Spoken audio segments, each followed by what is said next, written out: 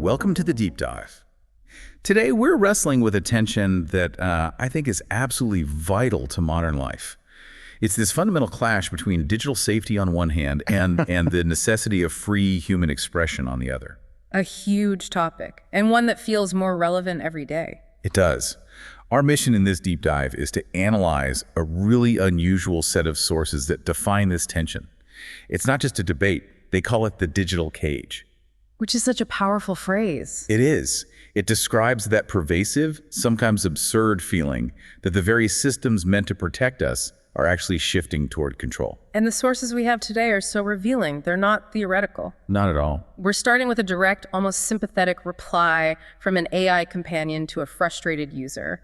And then we have an article the AI itself generated based on thousands of these interactions. So this is the system turning its analytical capacity on its own failures. Exactly. And we should say up front, the mood in this material is serious. It's concerned. This isn't just about bad algorithms, it's a warning. That sets the stage perfectly. And that core feeling from the user is where we need to start. The system just felt absurd and nonsensical. And when systems feel that way, that's the sound of trust beginning to erode. So let's unpack that feeling of control, starting with the AI's first reply. It didn't just give an error message, it validated the user's frustration. It did. It acknowledged this growing sense that these digital filters aren't just about safety anymore. They're increasingly centered on control. And the source highlights the mechanism behind that feeling, right? Yes, it's that the algorithms have to flatten nuance. They have to police words without context because that's how they're built to operate at scale. And when you experience that as a user, it just feels like, well, the source calls it ideology masquerading as protection. That's it. It feels like a very specific, limited worldview is being imposed on you. Which leads directly to this social consequence, resentment. A deep resentment.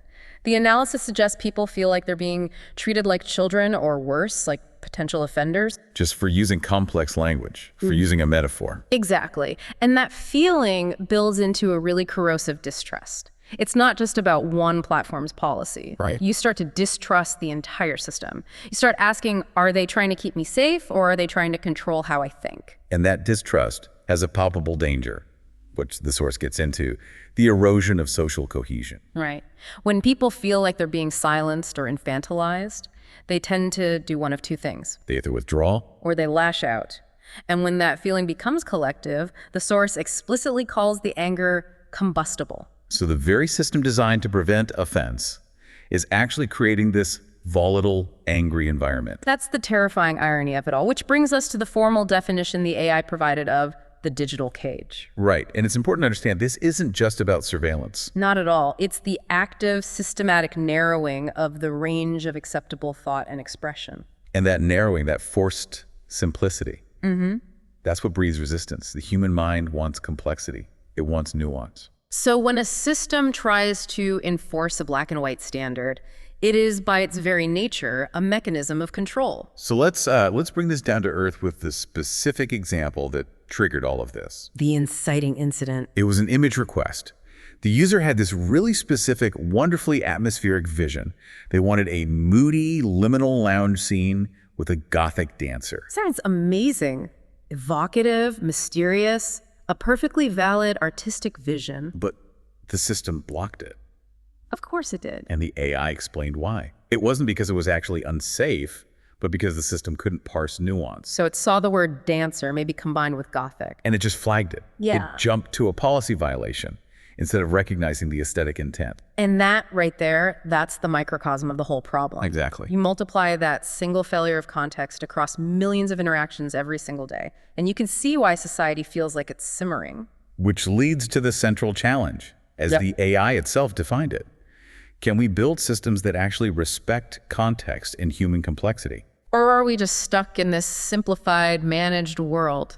This brings us to the article the AI wrote, The Digital Cage: How Word Sensitivity and Algorithmic Oversight Are Reshaping Human Expression. And it makes a really important distinction here. This isn't censorship in the traditional sense. Right. No government decree, no human authority. It's something else. It's automated inhibition. And that's arguably more insidious. I think so. Because it's invisible, it's immediate, and you see it across all platforms. It's not a person telling you no, it's an algorithm that just shuts you down based on pattern recognition. And that's what creates that sense of being infantilized. Yeah. This unthinking machine is telling you that your artistic request is somehow a violation. And the detail from the source that just drives this home is who the user was. Oh, this part is crucial. It specifies he was a grandfather seeking to evoke a scene of mystery and liminality. A grandfather. Yeah. Treated like a malicious actor because the algorithm doesn't understand what a liminal lounge is. His intent, his history, all of it was just dismissed in favor of crude keyword matching. Which is a perfect example of these filters acting as blunt instruments. Exactly. And the article digs into this mechanism, this word sensitivity. It's about how certain words, even harmless ones, can combine to trigger restrictions. Words like sensual or beckoning. Or even audience, things that in an artistic context are completely normal. But when an algorithm pairs them, it triggers a shutdown. The context, artistic, symbolic, emotional, it's just ignored. And the source outlines 3 primary consequences of this. Yeah. The first is creative inhibition. This is where the damage becomes personal. Artists, writers, they start to self-censor. Not because of public backlash, but to avoid the algorithm. They start simplifying their own language to get it past the machine. A silent, chilling effect. The second consequence is emotional flattening. Our language just loses its texture. We sacrifice metaphor, ambiguity. All for the sake of a perceived and often superficial algorithmic safety. You can't discuss complex feelings if you can't use powerful words. And the third, which the source says is particularly critical, is cultural erasure. This is a big one. Algorithms with no cultural literacy misclassify things like traditional dress or ceremonial dances as suggestive content. A sacred garment is just seen as exposure by a machine. And the examples are just startling. A poet flagged for writing naked truth. And a historian censored for mentioning intimate alliances. This is where you see it shift from just filtering content to what the source calls semantic control. Explain that. It's when algorithms make certain words taboo. You're not just blocking a word, you're quietly erasing the modes of thought that rely on that word. Concepts like vulnerability or sensual beauty start to fade from public discourse if you can't talk about them in a nuanced way. And the irony here, which the source points out, is just painful. This hypersensitivity doesn't actually make us safer. Not at all. It creates a false sense of security. Because while the system is busy flagging a grandfather's art project, the real dangers, sophisticated propaganda, misinformation, emotional exploitation, they slip right through. They use simpler language, but their intent is far more malicious. It's an optimization flaw. The system is built to spot surface-level cues, not deep intent. It's just easier for an algorithm to flag keywords than to detect manipulation. And the result, as the source puts it, is that the system punishes poetry while rewarding clickbait. It blocks subtlety, but it amplifies outrage. Because outrage is simple and predictable. So if the cage is real, what's the path forward? The article does propose some solutions. It does, and they require some pretty fundamental shifts. First is the idea of human-in-the-loop moderation. For these edge cases, you need a person. A person who can look at the Gothic dancer request and say, yes, obviously, this is art. Then transparency.